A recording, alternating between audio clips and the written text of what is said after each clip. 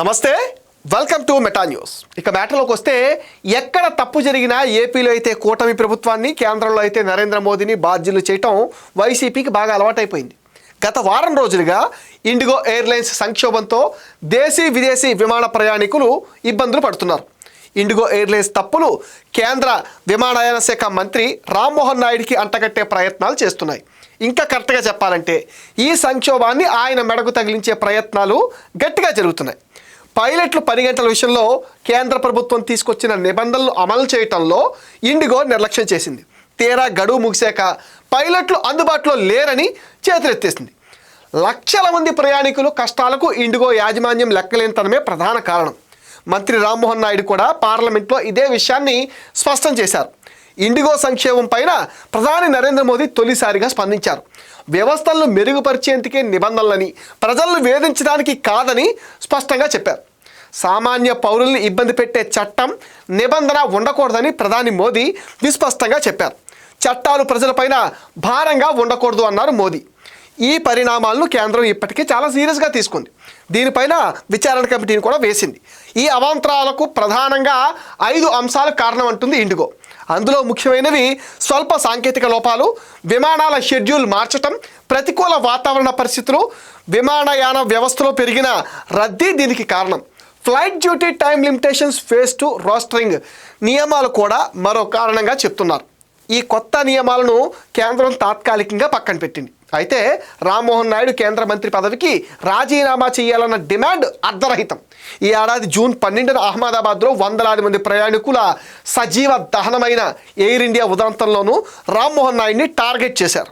నిజానికి ఇండిగో సంక్షోభానికి కేంద్ర మంత్రి రామ్మోహన్ నాయుడికి అసలు సంబంధం లేదు. కావాలని టార్గెట్ చేస్తున్నారు. ఒక ప్రైవేట్ కంపెనీ తప్పు చేస్తే దాన్ని రామ్మోహన్ నాయుడు అసమర్థతగా చూపించే ప్రయత్నం అసలు సమంజసం కాదు. ఇండిగో సమస్యను అడ్డం పెట్టుకుని కొన్ని మీడియా సంస్థలు రామ్మోహన్ నాయుడిని టార్గెట్ చేస్తున్నాయి. ఒక అంశంతోనే రామ్మోహన్ నాయుడు క్రేజ్ మొత్తం పోయిందని హెడ్లైన్స్ పెడుతున్నారు. చిన్న వయసులోనే కేంద్ర కేబినెట్ మంత్రి పదవి చేపట్టిన రామ్మోహన్ నాయుడికి తెలుగు రాష్ట్రాలతో పాటు జాతీయ స్థాయిలో మంచి ఫాలోయింగ్ ఉంది. ఢిల్లీ స్థాయిలో మన వాడు ఎదుగుతూ ఉంటే ప్రోత్సహించాలి. కానీ పౌర విమానయాన శాఖ మంత్రి పదవి ఇస్తే ఆయనకు ప్రాధాన్యత లేని శాఖ ఇచ్చారని అప్పట్లో ప్రచారం చేసిన వారే ఇప్పుడు అసమర్థుడని సోషల్ మీడియాలో ఫేక్ ప్రచారం మొదలుపెట్టారు. రామ్మోహన్ నాయుడు ఇమేజ్ డ్యామేజ్ అయిందని, ఆయన ఇప్పటి వరకు సంపాదించుకున్న పేరంతా మట్టిలో కలిసిపోయిందని అంటున్నారు. ముఖ్యంగా వైసీపీ అనుకూల మీడియాలో ఇలాంటి కథనాలు రావటం జనం గమనిస్తూనే ఉన్నారు. రామ్మోహన్ నాయుడుపై కాల్చి బట్ట పడేస్తే దాని ప్రభావం తెలుగువారిపై పడుతుంది. కానీ వైసీపీకి, ఆ పార్టీకి సపోర్ట్ చేసే మీడియాకు రాష్ట్ర ప్రయోజనాల కంటే రాజకీయ ప్రయోజనాలే ముఖ్యమని దీన్ని బట్టి అర్థమవుతుంది. 150 కోట్ల జనాభా ఉన్న దేశంలో సమస్యలే లేకుండా రాకుండా చేయటం అసలు సాధ్యం కాదు. సమస్యలు వచ్చినప్పుడు వాటిని పరిష్కరించడానికి ఎంత సమర్థవంతంగా పనిచేశారు అనేదే ఇక్కడ మనం చూడాలి. ఇండిగో సమస్య పరిష్కారంలో రామ్మోహన్ నాయుడు ఏమాత్రం నిర్లక్ష్యం అయితే ప్రదర్శించలేదు. రెండో రోజే రూల్స్ను మార్చి ఇండిగోకు వెసులుబాటు కల్పించారు. ఇప్పుడు పరిస్థితులు మెరుగయ్యాయి. భవిష్యత్తులో ఇలాంటి పరిస్థితులు రాకుండా ఎలాంటి చర్యలు తీసుకోవాలి? ఇండిగో సంక్షోభం కారణంగా 7 రోజుల్లో 38,000 కోట్ల నష్టం వాటిల్లింది. స్టాక్ మార్కెట్లో ఆ సంస్థ షేర్ల విలువ భారీ పతనం అయిపోయింది.